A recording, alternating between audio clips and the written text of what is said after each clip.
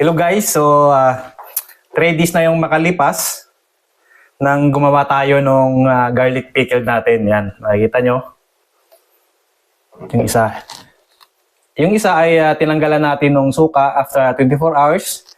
Yung isa naman ay wala. So ngayon ay i-review natin kung alin yung mas masarap na lasa compare sa dalawa na to. So pero bago yan lahat, kung naalala nyo, ay may nilagyan natin ng honey. So ito po yung honey. Yan, may sobra, so sayang naman. Naisip ko na gumawa tayo ng immune booster. Alam naman natin na yung honey at yung garlic ay maraming benefits sa ating katawan. Kaysa masayang yung honey natin, gagawa tayo ng organic na antibiotic. In short, immunity booster.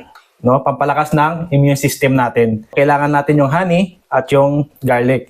Sa garlic ay ginawa ko lang, tinusok-tusok ko. Yan. Para mabilis yung pag-ferment natin. So, pwede rin yung hiwain ang maninipis o kalahati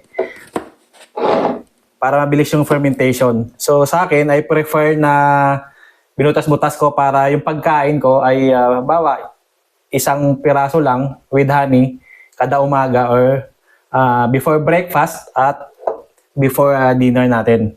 So, ilagay lang natin. Yan. So nilagyan ko rin yung yung mga hiniwa ko kanina, yan. Para ma-compare ko rin yung alin yung mas maganda, yung tinusok-tusok o yung hiniwa lang. Yan. So ganito lang yung paggawa no. Punuin lang natin 'to.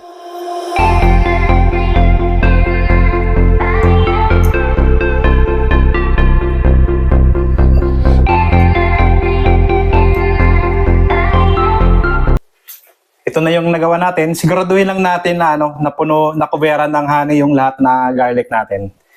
Yun. So takpan ng mabuti. At saka i-ferment lang natin to ng 7 days to 1 month. So pag matagal yung fermentation, ibig sabihin mas lalong nanunuot yung honey dun sa garlic. Pero 7 days ay pwede na rin, no? Depende sa inyo. Ito naman ay walang expiration, okay? Hanggang sa maubos nyo yung honey, at yung garlic, prefer ko ay 1 month yung fermentation natin dito. Yan. Okay, yun lang yung paggawa ng ating immunity booster. Ang tawag nila dito ay organic na antibiotic. So, hindi mo na kailangan uminom ng mga synthetic. Ito lang ay pampalakas ng immune system natin. So, paano kainin ito before breakfast at before dinner? Yan. So, reviews na tayo dito sa ginawa natin na garlic pickle. Yan. So, titikman na natin. Una, yung tinanggalan natin ng suka after 24 hours. Yan.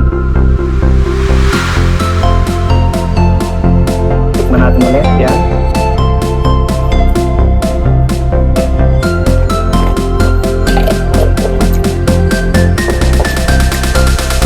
Masarap siya. Yung asim niya, katamtaman lang. Tapos, may kick ng tamis dahil dun sa honey. Tapos, syempre, dahil dun sa paminta, malawasaan mo din. Ang masasabi ko is okay yung lasa niya. Hindi masyadong maasim. So, i-compare natin dito sa after 3 days. No?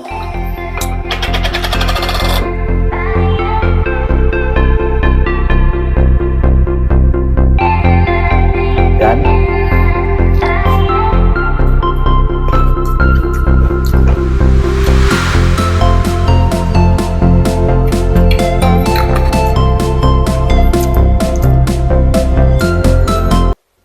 Sa asim guys, wala siyang pagkaiba. Sa 3 days na nasa suka pa siya.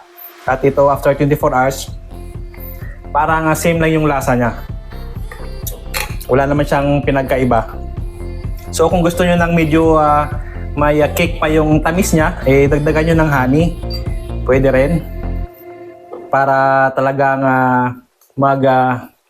pantay yung sweetness at saka yung asim ng garlic pickle natin. So yun lang. So ang aking review dito ay walang pagkakaiba. So kung nagmamadali kayo na kainin, after 24 hours ay pwede na. No? Pwede nyo na ang kainin yung garlic pickle nyo.